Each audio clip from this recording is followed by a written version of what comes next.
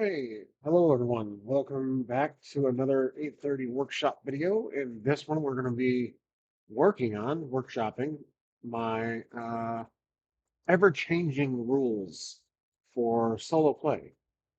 It is a self-contained one-page RPG that is tailored for solo use. Let's jump to it. It's gone through many changes, but essentially I have kept the core meat of the rules the same, and that was the uh, battle dice, the attack dice, and defend die. I changed the Oracle method to possibly my favorite, which is the percentage system. Not exactly the same as the one-page mythic, but simply based on percentage, a window of success. So let's go through the sheet, so I don't drag on. Don't go too many tangents here. So the new name of my rules, ever-changing rules, is SolOracle. So SolOracle. I thought it was clever at the time, and I'm probably going to keep it. So this is essentially the one sheet. It also serves as the character sheet. So this would be your character sheet and then a quick reference to the rules. You have your name, race, profession, background. These are essential to your character and the Oracle. You can choose this again. This is universal. This is supposed to work with any genre, space, so sci-fi, fantasy, post-apocalyptic, Middle Ages, anything like that. So, because again, it's really super basic. There is no traits. There's no skills, I should say. The Oracle, we'll get to it, but the Oracle really works off of your character's profession, background, and possibly even race too. Again, depends on the source material. So if you're doing this using this for Star Wars, and your race is some like a character a race that's known to have a usage of the Force, then perhaps that would affect you or question the Oracle. So that's one way to look at it.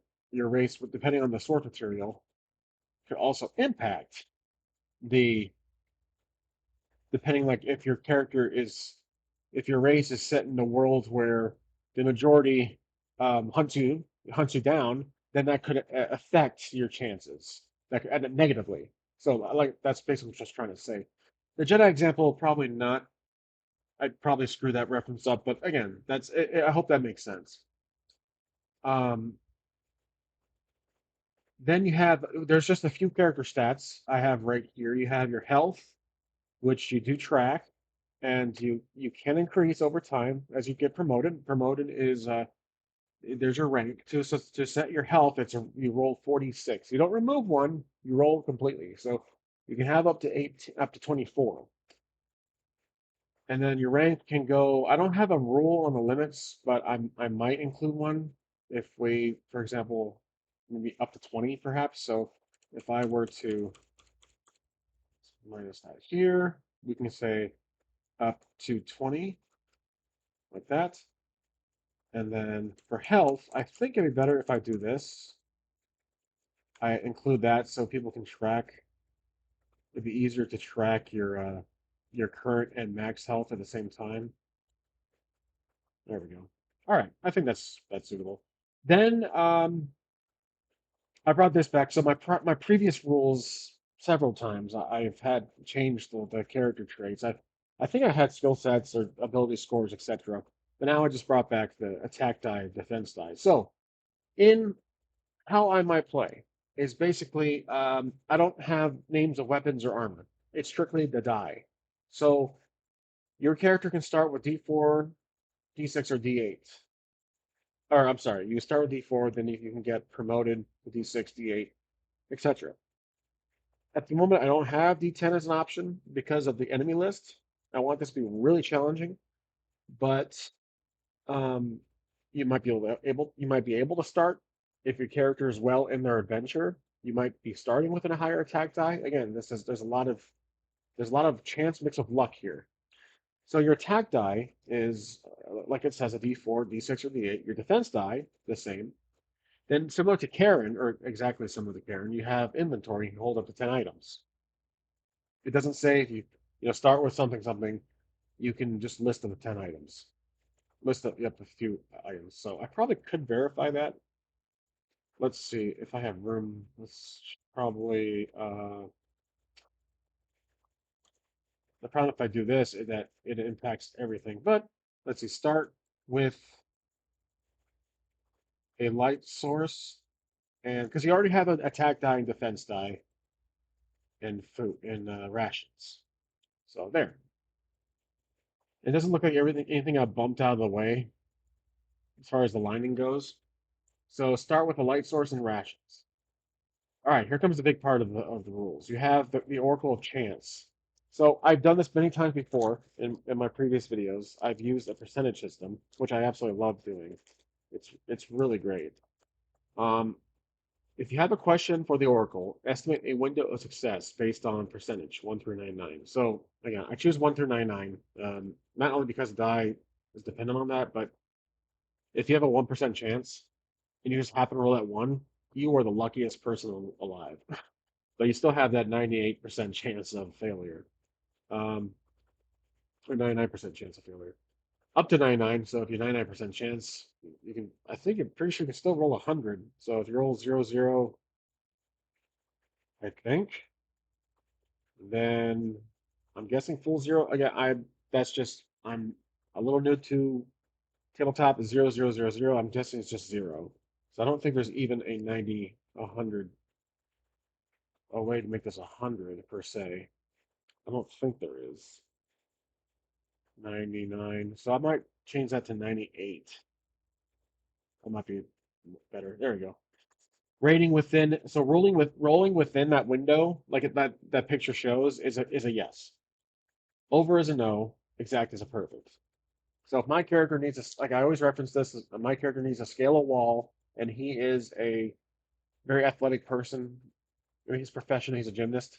So the wall is not too tall, probably, and it's kind of leaning over perhaps, or has some stuff, objects in the way, like crates. 80% chance. So I roll, and I get a 65. So yeah, he's able to scale it. If I hit it 80 exactly, he jumps that thing clearly with like superhuman power, like superhuman attributes. All right, next is the biggest one out of this whole set of rules is the combat. Combat took me a while to really shape in, and I've done this before. To enter combat, you must prepare your attack and defense die. So you grab your attack die and your defense die. So it could be different. Remember, I could have a D6 for attack, but I could have a D4 for defense. And of course, as usual, blue is good and red is bad in my eyes. And then so the enemy will have their own battle die that combines attack, defense, and health. And the enemy die, let's say, is going to be a challenging D8, perhaps. If I can find it. A D8. Let's make this one here. Where is that D8? Here it is. Okay, so I have D8 red. Okay, and then you prep the animal, you prep the battle die based on their difficulty. So you have to choose an enemy, which I did not list. Let's see. Oh, yeah, it's right there. Enemy types. Enemies are split into several categories that define the threat level based on battle die. Based on a battle die. The enemy battle the enemy battle die. I've had a long day at work. The enemy battle die combines their health, attack, and defense into one die. Into one. I think it's repetitive. I put that. There we go. So let's say they are a moderate enemy, so D8. Okay, back to the combat. Decide who attacks first based on narrative. Well, let's ask the Oracle. We are going to surprise attacking, ambushing the enemy, the moderate enemy. So I'm grabbing my D100, and we are a war veteran background. We're an assassin profession, so I say 75% chance, like it's by default. We have an advantage of ambushing. So let's see. We're rolling, asking if we can attack first. 25. That is, yeah, that's great. We are easily able to ambush, so we attack first. When you attack, roll your attack die, then the enemy battle die. Greater inflicts damage. The difference is the amount. Equal is a block, less is a miss. So basically, the enemy's health is based on the type of die, the max number available. So this would be their health would be 8. So I'm rolling my attack, which was a d6, against the d8. So they are more powerful than us.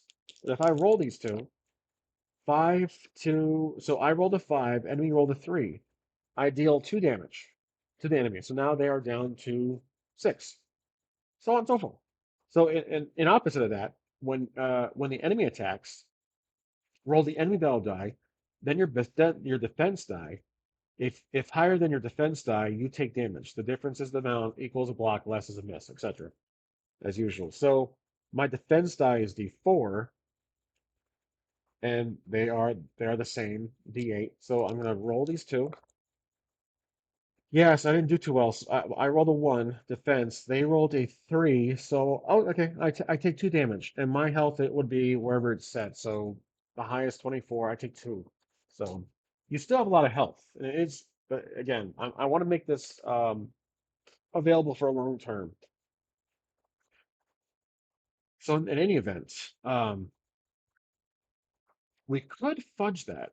I think roll 1d4, remove lowest roll to make it harder.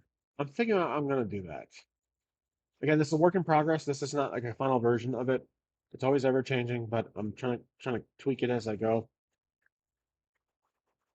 That way, if you roll 46, what you do for like D&D to set your ability scores, that could pay off to make this more challenging, but not incredibly difficult. But yeah, so whoever hits 0 health dies. Game over. All right, promoting. When promoting is easy. It's just one trait you can upgrade, and that's the health essentially. So when your character achieves a milestone, completes a quest, or defeats a mighty adversary, you may ask the Oracle for a promotion, increasing your rank +1. So let's say we had a very monumental quest. We defeated a dragon of fire. We saved the queen, and we got a bunch of gold. We asked the Oracle, do we get an upgrade? Do we get promoted? 90% chance. This was a huge monumental quest. 90, 96, we don't get promoted. So again, that could be a setback in the rules, but it could be changed where I can put it's up to you. You can ask the Oracle, or you can simply just do it. Maybe the quest wasn't big enough, but that could be a setback for that because you can have an hours long session, all of that work, and the Oracle says nope, nothing for you. So I might change this now. When a character achieves a milestone, you may get, let's see, you may let's receive a promotion, increasing your rank +1. When you get promoted, increase your health by 1d4. So that's where you add your 1d4 roll to your health. So I think I'll keep it there. Character actions. If your character, which we already talked about, performs a risky action, whether physical or mental, ask the Oracle based on the chance of success. Consider the implications of the scene and your character's info. Like I said, background, profession, race, possibly. Heck, your name. Maybe your name is of royalty and you're trying to convince someone to let you through a gate into the palace and your name is of royalty. That might have a chance. So think about it. Your last name is Harburger, and Harburger is a name of royalty in these lands. And you're trying to get through to see the queen of Mischove. And the guard stops you. You say your name. I'd say my name is so famous it's 80% chance I get through. 000, not possible. 6, just a solid 6. Yes, I get through, no problem. The guard's like, oh, my mistake, sir. Please walk on by. So like that. That's basically what I mean. And if you rolled a solid number, it's perfect. And the guard's captain comes in and apologizes to me. He he gets mad at the current guard to stop me. Like this again, the whole scuffle happens. With that happening, I walk by all like grinning and everything like that. So essentially it is persuasion, but that's a character action. So all in all, these four could have effects on the Oracle, but I say most of the time it's a profession and backstory. Probably I say profession. Well, it depends. Profession probably used the most, but background's also a huge factor. But like I said, your profession and background may or may not influence your chances. Enemies are split, so then there's the enemy types. So that's my system. That's it. It's one page. It's 3 columns. It's simple. And I hope you guys can see it because I just realized the font is pretty small. There we go. But yes, I know this episode has been all over the place as usual. But again, I what I want to do with this is use it for a non-canon episode in Misfortune because I've done in the past where I've used my rules, I think, and in another series, and I've used the World of Dungeons for a little bit, and I went to D&D. I'm not too happy using D&D, so that's why I kind of dug this out of the trash and refined it a bit. I'm like, I'll give this a shot, but I'm not putting all my eggs in one basket. I'm going to just use it for a spin-off non-canon episode, like I said. So, however, if that non-canon episode goes so damn well, I'm enjoying it, and I'm not thinking of D&D at all, or I'm just thinking about using this, then I will officially retcon that episode into the story. So that's the plan. And that's really all I wanted to talk about. Just the percentage system. I liked using the percentage, the D100 Oracle system so much that I always found myself stepping away from the one page mythic, even though one page mythic um is a D100 system. I liked having the more open-ended one that's not like bogged down by the probability. When probability is just based on what you're thinking, and you make that window the size you want based on again the implications of the scene. Now, uh, as far as going through the narrative, I will use one page solo engine's interactive UI. I absolutely love using that system. And that one does have a yes no oracle, but it's very simple. It's based on the app. I will be using this most likely for everything else, character actions, a lot of the big narrative twists. But again, the solo one-page engines Oracle, it's good, it's decent, it's really simple. It's 2d6, I think, built into the app.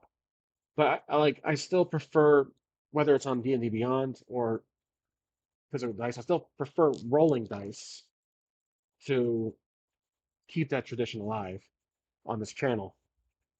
Again, even though I've done it digitally a few times on D&D Beyond, I still like to roll the physical dice. So it's just a feeling of it. But that is my rules. So I hope it made sense. It's really simple. And I admit I have thought about releasing it online. In the past, I said no, I'm not. It's strictly for myself, which it will be for a time. But if this grows to where I can refine it, and I will always listen to your guys' suggestions down below, like, oh, you should include this. Like, what about range attacks? What about advantage or disadvantage? Well, that's included in the Oracle essentially, because this is for solo play. Solo Oracle is for solo play. It could be co-op. You would have to print it twice or more, and there's no DM. But like I'm doing with we are playing co-op for Ryan and I are playing that for our the name of it, the Bastards. So, which is that we record that once a week because of our availability as usual. Work gets in the way. But yeah, usually it's Saturday or Sundays we record an episode, and we use one page solo for that. But that one's D&D based because our characters are really bound by D&D in that manner. But in any event, yeah, that's it for this video episode of 830 Workshop. I appreciate you guys watching as always, and I'll see you next time on 830 RPG.